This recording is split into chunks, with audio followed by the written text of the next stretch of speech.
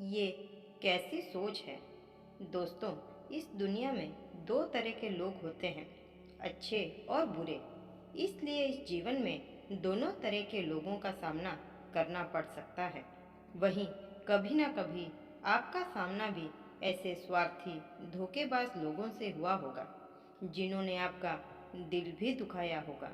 कुछ लोग तो ऐसे होते हैं जो चेहरे पे चेहरा लगाए रहते हैं। कई बार उनको देखकर हम धोखा भी खा जाते हैं। ये पहचान ही नहीं पाते कि कोई हमारे साथ है या खिलाफ है। जो आज हमारे सामने हमारे हैं, वही कल किसी और के सामने उनके बन जाएंगे। जो आज सामने बेहद मीठी बातें करते हैं, कल वही जहर घोलने का काम करने लग जाएंगे। दोस्तों, पता नहीं किसी को नीचा दिखाकर या छोटा बताकर कैसे सुकून मिल जाता है। ऐसे ही लोगों की गिनती में एक नारियल आ गया। कैसे आया, इसके लिए ये वीडियो पूरा ज़रूर देखें। नदी के किनारे नारियल का बहुत बड़ा और सुंदर पेड़ था। उस पेड़ की सबसे ऊंची चोटी पर नारियल लगे हुए थे। डाली पर लटक रहा नारियल रोज नीचे नदी में पड़े पत्थर पर हंसता और कहता, भाई, तुम्हें देखकर मुझे बड़ा दुख होता है। मैं यहाँ सबसे ऊंची डाली पर लगा अपने आप को बहुत खुशकिस्मत महसूस करता हूँ। ठंडी ठंडी हवाएं मुझे बहुत सुकून देती है। इतनी ऊंचाई से तो मैं आसपास के सभी नज़ारों का आनंद भी ले सकता हूँ। और एक तुम हो जो किनारे पर पड़े पड़े सड़ रहे हो।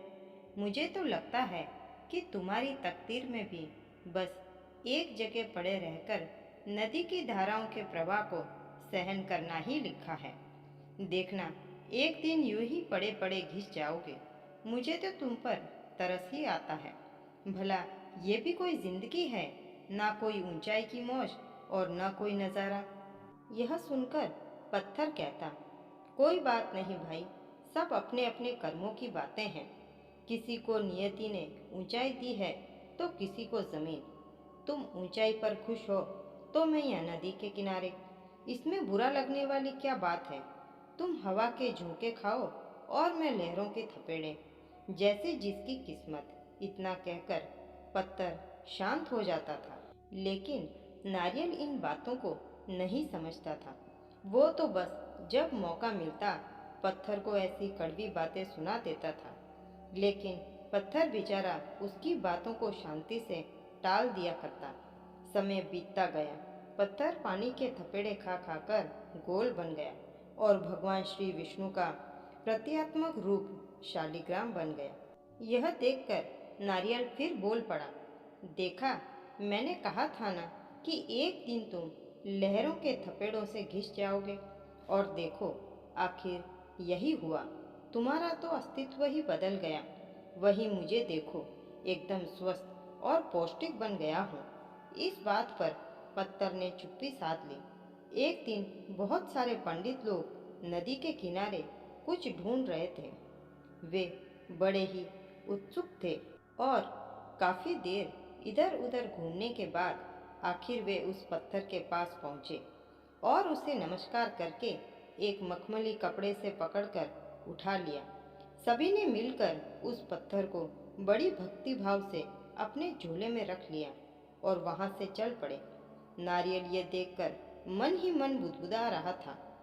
कर्म के मारे वालों के साथ यही होता है। बेचारा पत्थर पहले ही नीचे पड़ा पड़ा लहरों के थपेड़ों से परेशान था और अब इन लोगों ने उसे झोले में रख लिया है। बेचारा किस्मत का मारा है। खैर, मुझे क्या, मैं तो ऊपर ही मस्त हूँ।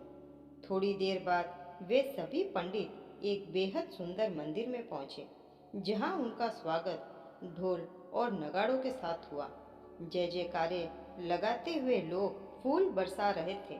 आखिरकार शालिग्राम रूपी पत्थर को बड़े विधि विधान के साथ मंदिर में भगवान के साथ स्थापित किया गया। वहीं दूसरी तरफ ऊंचाई पर लगे नारियल को प्रसाद के रूप में मंगवाया गया। जैसे ही नारियल उस पत्थर के सामने आया, उसे बहुत आश्चर्य हुआ ये देखकर कि कल का किनारे पर पड़ा पत्थर आज यहाँ इस तरह पूजित हो रहा है। इतने में पंडित जी ने एक बड़े पत्थर के ऊपर उस नारियल को फोड़ दिया और भगवान को भोग लगाया। शालिग्राम ने नारियल को पहचानते हुए कहा, भाई देखो, घिस घिस कर परिष्कृत होने वाले ही प्रभु के प्रताप से इस स्थिति को पहुँचते हैं, सबके आदर का पात्र भी बनते हैं, जबकि अहंकार के मत वाले अपने ही दम के डसने से नीचे आ गिरते हैं। जो तुम्हारे साथ हुआ है, तुम जो कल आसमान में थे, आज मेरे आगे टूटकर कल से सड़ने भी लगोगे, पर मेरा अस्तित्व अब कायम रहेगा। इसलिए भगवान की दृष्टि में मूल्य समर्पण का है, अहंकार का नहीं।